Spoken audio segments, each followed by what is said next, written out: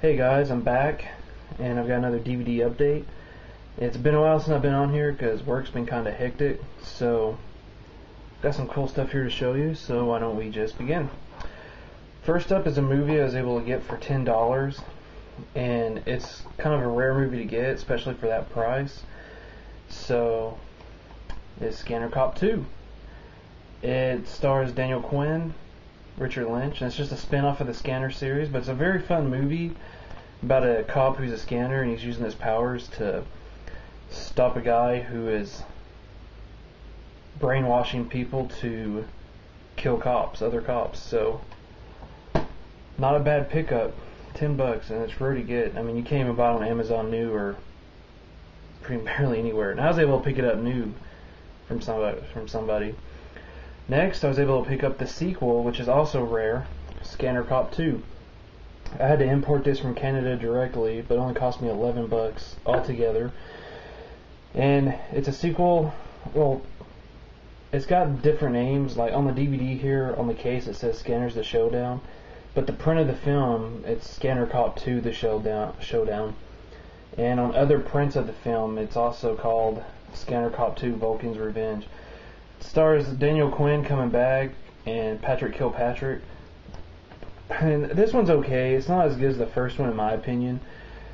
It's about a scanner who breaks out of prison, and he has this power to suck the life force out of other scanners. And Daniel Quinn, sometime in the past, sometime after part one, was the one who arrested him and resulted in this guy's brother getting killed. So he wants to get revenge on him, but he's not a strong enough scanner yet, so that's why he's sucking people's life forces. And I mean, the gore factor, I mean, John Carr Buechler did the makeup effects for this in the first one, and the gore factor, they shot it up on this one. So, but you know, again, it's a fun little movie, and it's the last Scanner movie they ever made. So, next up, excuse me a minute. Next up is a movie I haven't seen since I was like in junior high, and I really liked it, and so I was at my local DVD store and they had it, so I picked it up for $10, and that is The Prophecy with Christopher Walken. It's a very different kind of movie, especially with him, when he plays an angel who is trying to... There's a war in heaven. I don't give too much away, but there's a war in heaven, and Christopher Walken and other angels who have... It's gotten really dark. Oh. Just let me turn on the light. I'll be back.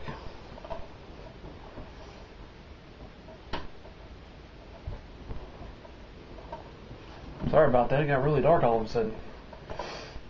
But he's come to Earth to steal a dark spirit from an evil colonel, so he can use that to win the war in heaven, because him and some other angels are jealous that God gave human beings free will, and so they view that as God loving us more. It's an interesting movie. It's got a great cast. I mean, besides Christopher Walken, it's got Elias Koteas, Virginia Madsen, Eric Stoltz, and it has Viggo Mortensen. And since I was there, I went ahead and I picked up the sequel, The Prophecy 2. I saw this also back when I was a little tyke. And I haven't watched this one yet. I'm going to watch this one this week. What I can remember is it's about this woman who's going to give birth to a baby who's half human, half angel. And Christopher Walken wants to stop that. He wants to stop it. And I remember really liking this one also, being a direct-to-video sequel. It's got some good actors like in the first one, you know, Christopher Walken. It's got Jennifer Beals, the late Brittany Murphy, may she rest in peace. And Eric Roberts is in this. I remember being kind of, as a kid, kind of like, whoa, Eric Roberts is in The Prophecy 2. And then that only cost me $10. And then I also went ahead and picked up the third one, The Prophecy 3, The Ascent. Again, $10. I haven't seen this yet. I have never seen this movie, so it's going to be cool to finally finish the trilogy after I watch the second one. Let's see. It says Brad Dourif is in this, besides Christopher Walken and Brad Dourif, so I am looking forward to that now because I like Brad Dourif.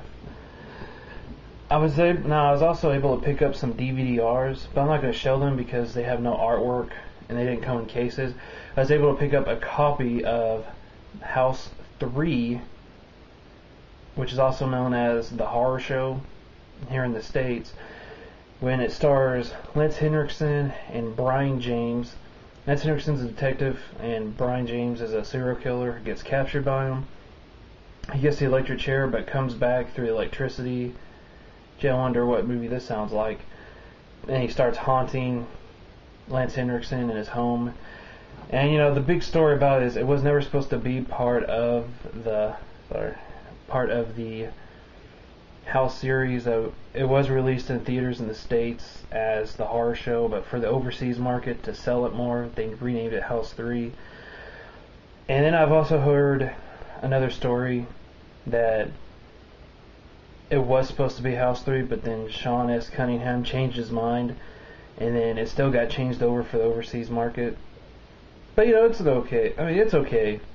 You can see where Wes Craven got Shocker from, since him and Sean Cunningham are friends. But to be fair, this movie was a rip-off of A Nightmare on Elm Street pretty much too. Excuse me, because of the boiler room. I'll get a drink here. It's good. But, you know, it's okay. I also was able to pick up House 4. And they're both these DVDs are actually ripped from a DVD over in the overseas somewhere. So they're DVD quality, widescreen, whole works. Since there's nothing to show on the disc, after the video I'm going to show the menus for both those. But House 4, William Katt's back as Roger Cobb. Though in my personal opinion, he should have just been another character because nothing from the first film is referenced. Nothing about his ex-wife or his son who went missing, which was supposed to be this big national phenomenon back in the first film since he was a writer. Not even him being a writer is mentioned. And he ends up, spoilers, if you don't want to hear this part, spoilers. He ends up dying like in the first 10 minutes. And then it's the wife he has now, and he has a daughter. And it's the worst out of the series. It's the one I enjoyed the least. I understand, I respect some of the stuff they try to do in it, but it overall just kind of failed. I mean, you bring back William Katt as Roger Cobb, not only do you kill him off, but you don't mention anything from the first film, period. There's nothing. I mean, he's basically, it's like this Roger Cobb is a different Roger Cobb, just William Katt playing him. But I'll show the menus afterwards on this. Next up, I got a TV show from the 80s on DVD-R. It's never been released on DVD in America. Overseas, it had like a volume 1, and then sales were poor, so they just stopped. And of course, I'm talking about Freddy's Nightmares, the complete series. I was just a little kid when the show came out on TV, and as young as I was, I didn't know anything about Freddy Krueger or anything like that, so I had no idea about the show. Over the years, I've been kind of wanting to see it. I don't get Chiller, which they play it, but I was able to pick this up for $31. It's on 4 DVD-Rs. It's all 44 episodes. Quality is excellent. And these are the non-syndicated versions, so these are supposed to be completely uncut, period. And I'm halfway through the first season. I'm just kind of taking my time with it, but I think it's a fun little... Here's the back with it. It's a fun little anthology series. It predates Tales from the Crypt, with Freddy Krueger being like the Crypt Keeper. It's not great TV, but I have fun with it. So